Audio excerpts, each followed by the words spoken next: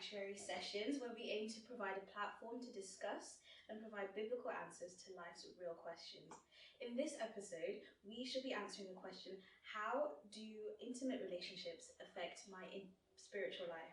So please can everyone introduce themselves, starting from this way, working around, and your relationship status at the moment. My name is Roy Kanduka. I'm married to... And my name is Tinder Kanduka. I'm married to Roy. My name is Rejoice and I'm single. Thank you. My name is Wesley and I'm in a relationship.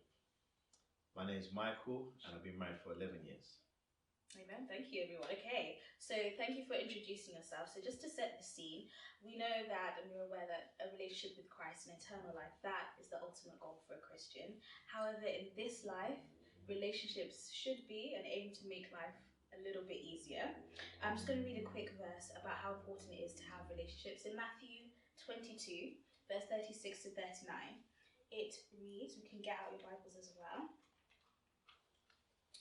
Okay, so verse 36, Teacher, which is the greatest commandment in the law? And Jesus said to him, you shall love the Lord your God with all your heart, with all your soul, and with all your mind. This is the first and great commandment. And the second is like it. You shall love your neighbours as yourselves. Okay? So we know that the aim is to have love mainly for God first and then for each other. A loving relationship is of importance. Okay? So we're just now going to discuss more and further about relationships. So guys, what is a healthy relationship? What does that look like? What is a vision of a healthy relationship? And you can start. Okay, I'll start. I think in basic terms, a healthy relationship is one that allows you to feel connected and supported, but also remaining with your independence as well. And if you are a Christian, I think I truly believe that Christ has to be foremost in that relationship. That relationship should inspire you to draw closer to Christ. I think that's what makes like a healthy relationship, in my opinion. In my opinion, a healthy relationship pushes both of you forward, encourages you to do more, become a better person in every aspect of life. So whether that be your spiritual relationship with God, relationship with your family, work, moving forward. I just think, pushing forward and moving forward to better things and greater things with each other and separate as well. So growth is important. Yeah. I would say a healthy relationship is one where each partner is encouraging the other to be the best that they actually want to be. So it's not something that's forced upon you. So let's say I wanted to achieve something in my life. My wife, if we're at a healthy stage, she's going to encourage me and push me at the times I don't want to be pushed, at the times I want to give up, and vice versa. And then number two, I would say a healthy relationship is one where you can be 100% transparent. 100%. There should be no fear. Yeah, there's growth and that takes time, but still that confidence that I can say this, I can get this off my heart, and vice versa, and we're not going to be like afraid of what one's going to say. So that transparency is important, I think. I would say a healthy relationship is one that helps you to become a better person of who you are and not more of the next person. Like to maintain your individuality. That's something that's very important.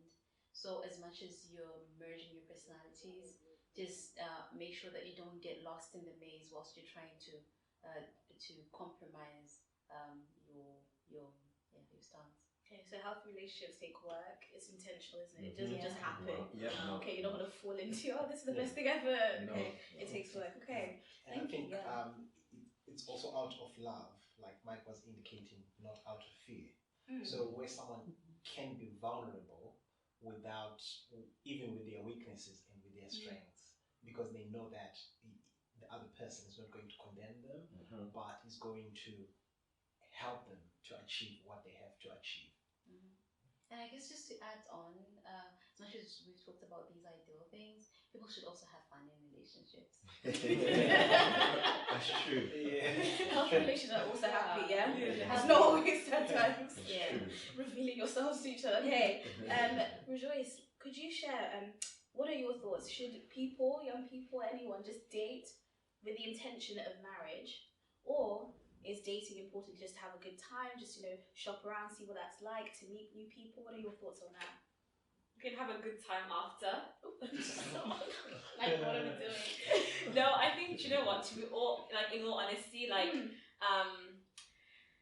there should be intention when you are dating someone, because let's be real, you're gonna be spending money. Why am I wasting money on you and it's not going anywhere? Like, what are we doing? Like, you're wasting my emotions because now I'm catching feelings, and then now what? And then, you know, like, where's that going? Yeah. Like, I don't want to do that. And then, you know, as well, it's the whole, like, oh, what do I do now? Where's this going? You're wasting time. And then you never know, there's somebody who's interested in you, who's serious, and they want to have a good time with you too. But then you're warding them off because they're seeing you with somebody else and you could actually be having something serious. So I think, as well, like, knowing, being a Christian and having, like, values of, like, abstaining from sex, for example, in before marriage, like, some of those things become more complicated. It allows people to take more advantage of you if you're just having fun, just for the sake of fun, for somebody just to get theirs, and then you're left, and then what happens after that? Yeah, so I think, like, it's important to have, like, an aim. Like, relationships, the reason why relationships were made was to portray, like, the love of Christ. And marriage is that ideal, like a family, that God loves family. That was the reason why. So for me, if you're not wanting to be serious, don't waste my time. Don't waste your time. Don't waste my time. Where's I'll have my fun with you. We can have fun when we're committed. Okay. Thank you. Okay, thank you, Rejoice. Where has any thoughts? She said it. Don't waste your time, capable. I agree. Yeah. I think you should be intentional about it. It's not good to, like, from a guy's perspective, make someone catch feelings or whatever, and then just kind of pass them off or whatever. Or even from a guy's perspective of just having relationships for the sake of having relationships. Like, guys tend to do that in terms of just not to be by themselves, have a girlfriend here, but you don't really want to commit, but you just want to have someone there, and then you leave them, then you move, you jump in. I think once you're in a relationship, the intention should be marriage, or just don't be in a relationship. Like, you can have friends. There's nothing wrong with having close friends that you can go and do things with. And this can be of the opposite sex when you're seeing friends. Yeah, of the opposite sex as well. Just going out the two of you. Ooh. We're just friends. We're just going out. It's possible, but it's sticky. sticky. Yeah. lines. Any thoughts about friendships before? Yeah, if you're, the thing is, you have to be practical, innit? Because what signals are you sending to a young lady? Any man who wants to ask a girl out by herself, I would question the man's motives, innit? If he's trying to come off like it's a friend, I'm a guy, and I know what I was doing if I invited you. Let's say we're still in the friend stage, my intention was to get to know you, to get to that other stage of being my girlfriend. But if I was deceptive, no, then there's something wrong there. She's gonna be, well, why is he always asking me out by myself? Why is he always phoning me? And females emotion are wired differently, where they pick up things much quicker and are more prone to jump to conclusions. And men who understand that, that's a power in their hands that they abuse. Because once they understand that, it's easy, unfortunately, to manipulate a lot of females because they're wired differently. They're more easy to give off their feelings. And now, how many women do you know are will be with a man who treats them bad, but they'll give him another chance? And this is not a point in the church or not. This is females as humans. They will, if he says sorry, I give another chance. I give another chance, because they've invested. Yeah, they've invested that emotion. Once that thing is there, that they're gonna leave it there. Like, they will leave, and that's a gift. That's called love. That's what you do. You commit. So they're already wired to do that, and men abuse that. And we need to understand that and say, no. And take responsibility for Yeah, how so that if you want to be friends, innit? Like, that's cool, but don't think about your actions, because you might be sending signals. Like, you might be naive. Oh, we're just friends. But then she's reading all of those phone calls and those messages, and you know, you're only talking to her in a meeting by herself all the time. Oh, you're, hey, and you give her a hug. No, there's things you can do unknowingly and give her signals, and then she's all thinking, yeah, it's going somewhere. He likes People you. are looking like, oh, do you see? And then she gets heartbroken. You're confused, like, why are you heartbroken? I didn't do anything. I didn't say anything. What's wrong with her, man? No. So dealing with singleness, you know, trying to navigate that. What can men do whilst they're pursuing a woman? How can they be intentional and take that responsibility that they have, you know, seriously? What do you think?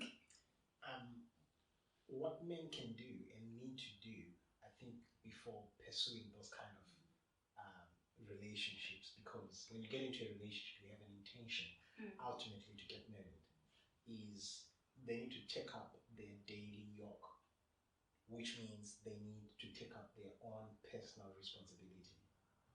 When you look at Adam and Eve, before Adam was given Eve, he was given work first to do. Job, yes. So, which means after he was done with the work and he was tired, then God gave him a wife. So what it means is that as men, we need to take up our daily responsibilities and perfect them while in the process God is working on us. You know, when Jesus did his ministry, before he got into everything else that he did, he had to work in the carpentry shop. Before David could be king, he even went and looked after the sheep. All that was more like a training ground. So even before you get a wife, you need to take up your daily responsibilities. So, and there is need in terms of having more like ambitions ahead. It may be someone who's studying towards something, who's going through an apprentice or trainee, whatever it is, but there is need for progress to be seen, to say this person is taking up a form of work and or a form of practice towards something. Because if you can't take care of yourself, then you won't be able to take care of the other person that you're going to have, and God willing, or if you want, you may end up having kids. So if you can't look after yourself, then how about the next person? So I think men need to work on that first. Then the second one, usually people say, I want a godly woman. But the question is, are you yourself godly?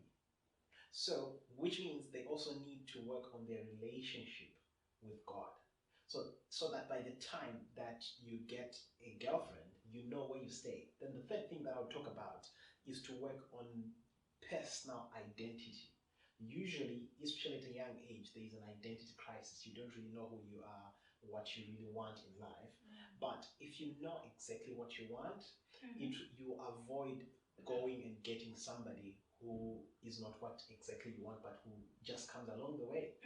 Because nowadays, things are changing. A girl can even approach you and say whatever they want. If you don't really know what you want, you can fall into the trap. So in terms of that kind of identity, before you go and find another person, you need to know the things that you enjoy. What do you like? What don't you like? You need to be happy as a single person, because it's not like you're going to get a girlfriend to make you happy. Because if you're not already happy, that person possibly will not be able to make you happy. Exactly. So I would say it's somebody who needs to take up daily responsibility at home. Then number two, to be ambitious and be developing self towards something. Then number three, they need to know their personal identity. Number four, get to know the things that you enjoy. Yeah. Know yourself, prepare yourself. Yes. Okay. Michael, any thoughts? What can they do? So if you say you found a girl, you've identified a person that you want to pursue, you've been working on yourself, they have the same interests, you know, what are some things that you can do to show them, yeah, I'm interested in you, I'm shining my eye on you, yeah. What can you do? Yeah. Boy, there's a long list in that. It's going to be different for everybody. And it's kind of hard, because that question for me, because the thing is, when we deal with relationships, we all do it wrong. We all do it wrong, yeah, because unless your parents told you what to do, you did it wrong. What I mean by that is, even the dating, our views of dating, courtship, we all done things in our own way. And if you do things in your own way, you're going to do something wrong. That's what I mean by we all done it wrong. Like, you made mistakes. Like, there's things you did that maybe there were no immediate harmful consequences, but I'm telling you, upon reflection, when you live a little bit longer, you go, maybe I shouldn't have done that. But no one was there to tell you the steps. So I'm just prefacing that to say that what I'm going to say now is not a rule. Because I'm still learning. Because I was not told how to go about pursuing a woman the right way. You just picked up things from the world, innit? Society. And you just went. And yeah, you tried to live according to certain standards. And even though you become a Christian, yeah, but how do you do it properly? When we look from the Bible perspective, that's scary. Like, Abraham prayed, and Eliezer was like, pray to the Lord. for it to happen. We don't pray to the Lord for it to happen, like in the real sense of the word. You just what I mean? So, but getting practical, if there's somebody, you know, you're interested in, for me, what I'm going to say is not something that's even natural or comes normal, but I would say the best way to show your interest is become their friend.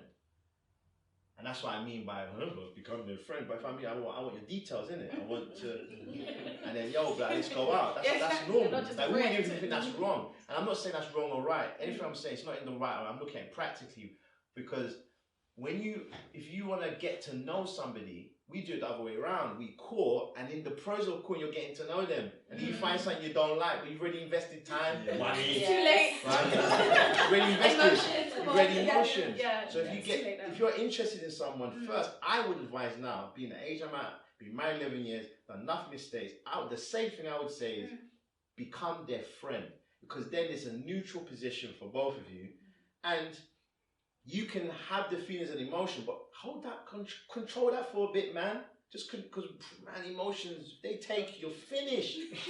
Right? We know what the Bible says on this, right? It's finished. It's the mind God is trying to strengthen to control our emotions. So if you're interested, just sit back and observe and be their friend. Take interest in them, be there, and see if you want to take it to the next step. And by that time, because thank God, myself and my wife now, we were friends for a good year before I said, yeah. So by that time, I've seen her in the good and the bad, and we're good, genuine friends. So it's very easy for me to go, yo, Jay, you take it a little step further. You say it. You say what I mean? And she's like, I'll think about it. God told me. God told me. So we were friends first in my point. So if you're interested in somebody, form a friendship, a sincere, genuine friendship. And then, if everything is right to go forward, show your interest, make it clear that you want to take this further with the hope of marriage in the future. Can I ask from a female perspective though? Sure. So, let's say if it's a female who's interested in that's being different. friend, Yeah. is it different then? Well, how long are you waiting to be friends? You want to come at the friends on all that. Yeah. Well, I would say, I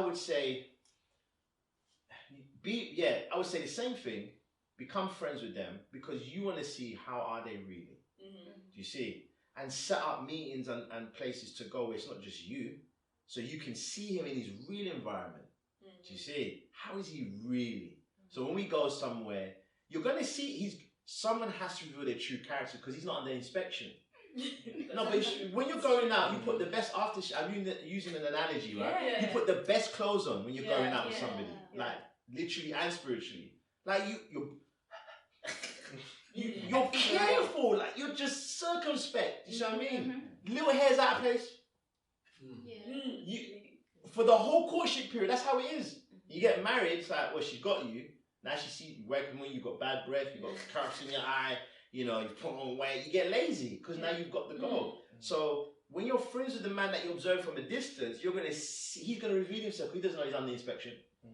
So when you go out, he might say something that's rude, or he might do. You think, I didn't know he's like that. You have debates. How does he debate under pressure? Some men can't handle debates. You cross them and you see, woo, emotion. You think, is that how you handle pressure? No, sorry, I'm not going. You see what I mean? Like, nah, man. So you can observe him from a. This is the advice I'm planning to give my daughters. Observe your prospect from a distance. Shine your eye. Yeah, because he will reveal himself. Because if you commit straight away, like we've all done, you're both you're both giving the best, but that's not your real self. It's pretense. You never have an argument when you courtship. Think about it. You never argued once. Now you get married, you love arguments. Do you know why? It's not bad. You're trying two completely different people are going, now let's become one. But you're very different. Your views, your perspectives, how you raise your children, how you don't, how you do studies, how you don't. Do I wear this? Don't I wear this? What shall we eat? There's so many things that now you're trying to mesh together, there's going to be conflict. But then in the courtship period, because that wasn't there, some people get married and it's a shock to the system. I didn't know where's each chicken on the side. I thought you were. But if they knew that in the courtship, they'll be like, oh yeah, no, on his off days, he's a little bit, You can confess KFC. You know what I mean? Like, the point is, Yeah. it's not the chicken. I'm Yeah, using yeah. there shouldn't be these shocks. Exactly. Obviously, there's going to be, because you can't know everything. But as in, if you observe from the side to a point, hopefully he will see you in it. Because remember, if you're in his vicinity long enough, if man likes you, he's gonna step to you sooner or later. If he hasn't, then I don't know, pray to Jesus or something. I don't know. So Tinder, what do you think? So when this guy is around your vicinity, what are some red flags or what are some things that you should be looking out for that you think, don't waste your time. If I see this, I'm out. What do you think? Well, apart from what these guys have been saying, I would add that it's very important to figure out how a man relates with his family. So if he's always going to be rude to his sister, always complaining about things at home, or they want me to do the lawn, they want me to do this and that, well, it's not going to change. Yeah. So It's true. no, don't think that he's going to be mowing the lawn when he gets married to you. You're going to have to do it, if anything. Yeah. So yeah, and if he treats his sister in a bad way, over time he's going to get used to you. After marriage, so he's going to be treating you the way he treats his sister now. The way he treats his mom now is the way he's going to treat you. So you should be quite very wary of stuff like that. That's what you're looking out for. Can I quickly, on that point, be a bit transparent? That's very, very true. I used to hear people say, I'm thinking, nah, I love my wife.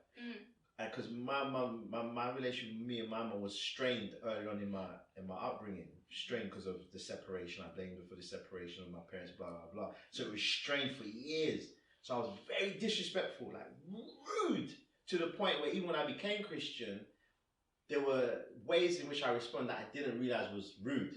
Because it was so normal. Like it was just the norm. Try to think it was just the norm. Right? So to the point where it's like, I was responding like that to my wife. And it's like, oh, ew. No, I am. No, it's true.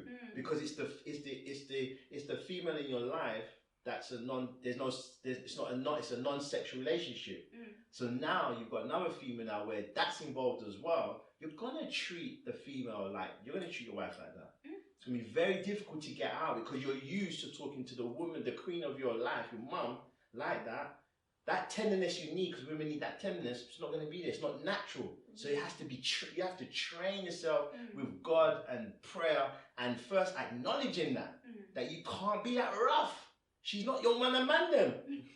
You can't speak to a woman like that. You have to. Even what you're saying is true, but the volume and the tone. Knowing what you want for the future for both of you, but taking every day as it comes.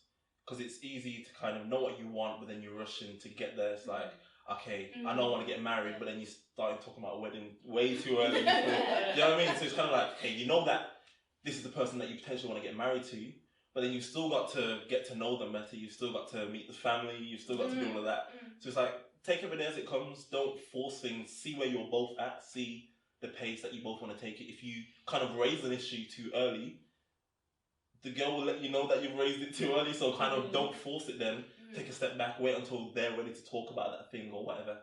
So then we say, know where you're going, but then taking it step by step. And practically that looks like just not forcing things, raising issues or raising where you want to go, but don't force the conversations, don't force making things happen. In terms of, if she doesn't want to make you meet the family yet, be patient. Obviously, it gets to a point where if it's too long, then it's like, yo, what's going on? But at the same time, don't force it. Wait for it to happen naturally. Things will happen. They'll take their course. Roy, could you share what do you think are some boundaries that we can, put in place to maintain purity when you are courting? So we need to realize that as you grow up, emotions naturally come up. It's a natural phenomenon. It's not like if you have read from Genesis to Revelation, you won't feel it. So acknowledging that this is natural is really, really important. When you've realized that, the next thing is, over time, the more you be growing up, there are stages in life with the hormones growing. When you actually feel it and it comes, and it's good to pray about it. Once you have recognized it, of course, pray about it. Then the other thing that you could do is, if you are now in a relationship, try and avoid being the two of you in a secluded place. Why am I saying that? We're in the UK and it gets cold, especially in the winter. Maybe it's even a Sabbath afternoon. Scripture says it's actually playing on YouTube, right? Down by the riverside. But you are alone in a room and It's cold. things can happen, right? So just try and avoid being in secluded places alone. The other thing that could be done is, if you know that this is my weakness, or this is what I'm feeling like these days, it's good to meet when you are in group, or meet at Costa or Starbucks or wherever it is. At least these are kind of boundaries that you can put into place. There are times when you need to be honest with each other, to say, you know what, I think we've talked now, it's 11 p.m. I just need to cut this phone. Your heart will tell you that I don't want to let this phone go, but you need to let it go. At least being honest with each other and acknowledging is really important. And I think over time, if you know and you've been together for a while, even the other person can recognize to say, this person, whether it's over the phone or it's face to face, can tell that, oh, something is happening, and you can separate your ways. I think, those are good boundaries, yeah.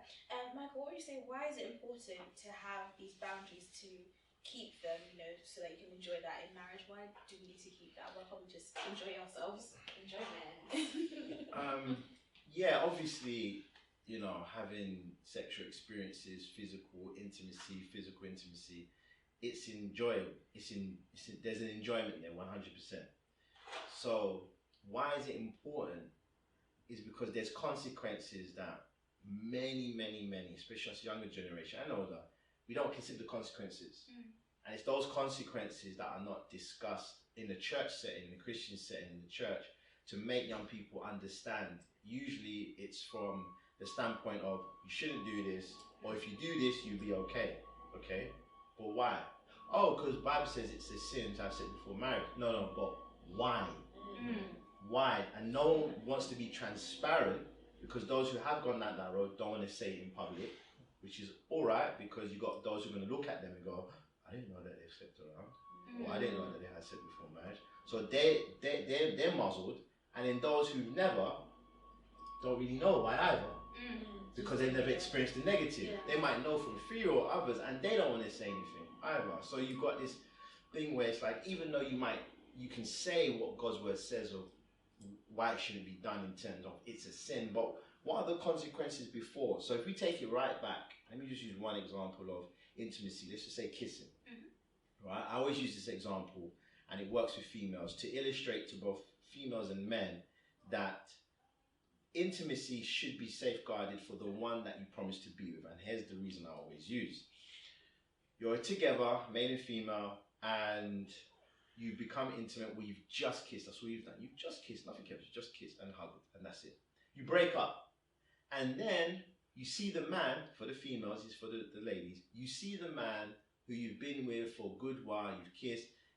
2 days later, you've officially broken off, like it's done, it's finished. 2 days later, you see him kissing another woman. How do you feel? I'm mad. Right. Every woman I've asked, 100%, no matter race, creed, colour, social status, says, I'm livid. And I always play devil's advocate to illustrate the point. Why? You're broken up. Exactly. You're no longer together. There's no ring on your finger. And they're like, no, but... And I said, yeah, no, but understand what I'm trying to illustrate. Everything you're now saying as to why is not wrong. But understand why you're angry. It's because you've invested something that should have only been invested in a relationship that there was going to be commitment. Because you've been let down. And that kiss, we ain't even going all the way, that kiss was so powerful to you, it meant to you more than it meant to him. And now you're thinking, I have to share this part of me again with somebody else. You don't want to do that. But that's the point. But that's happening. So you got females giving themselves up too easy. Diamonds are precious. Why? Because it takes time to get. That's why it costs. That's why they're going to sell it to you for so much. Because you know how much resources goes into getting a diamond. Then I can't just give you for 20p. When I've spent £100,000 for the equipment, it's taken thousands of years and pressure, and 20p. Right? Same thing, a woman's a diamond. So if she's giving herself up easy, then of course you're going to be treated with disrespect because you gave up something precious too easy.